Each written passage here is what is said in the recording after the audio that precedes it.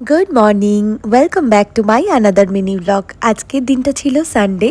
তো গতকালই তো আমি চলে এসেছিলাম বোমবাড়িতে, তোমাদেরকে অলরেডি সেই ভিডিওটা শেয়ার করেছি। ঘুম থেকে উঠতে বেশ দেরি হয়ে গেছে, এখন প্রায় 10:45 মতন বাজে।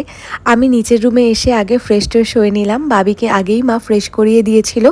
ঘুম থেকে উঠে ফ্রেশ হতে না হতেই দেখলাম রান্নার প্রস্তুতি শুরু হয়ে গেছে। আজকে অনেক সকাল সকাল বাজার থেকে মাছ মাংস সমস্ত নিয়ে আসা হয়ে গেছে। ইলিশ মাছের প্রিপারেশন হবে, তো ইলিশ মাছটাকে নুন হলুদ দিয়ে মাখানো রয়েছে আর এখানে ম্যারিনেট করা রয়েছে মাটন। এদিকে দিদুন বসেছে ব্রেকফাস্ট করতে আর রান্না বান্না কিন্তু স্টার্ট হয়ে গেছে। আজকে লাঞ্চের মেনুতে যেহেতু অনেক কিছু থাকছে তাই দুটো সেট আপে রান্না করা হচ্ছে। বোমবাড়িতে দুটো কিচেন সেট আপ রয়েছে, একটা দিকে মা রান্না করছে আর একটা দিকে বম রান্না করছে, না হলে সমস্ত কিছু রান্না করা খুবই চাপ হয়ে যাবে।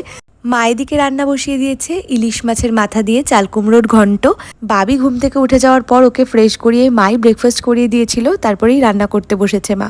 তো এদিকে দেখলাম যে স্যার এখানে লেখালেখি করছে আর আমরাও এখন ব্রেকফাস্ট করে নেব। আজকে ব্রেকফাস্টের মেনুতে ছিল গরম গরম কচুরি আর তার সঙ্গে এই মিষ্টি মিষ্টি তরকারি। মা তো ওদিকে রান্নায় ব্যস্ত, তো আমি গিয়ে মাকে খাবারটা দিয়ে আসলাম। এবার আমিও ব্রেকফাস্টটা করে নিয়ে চলে গেলাম রান্নাঘরে, কি রান্না বান্না হচ্ছে সেটাই দেখার জন্য।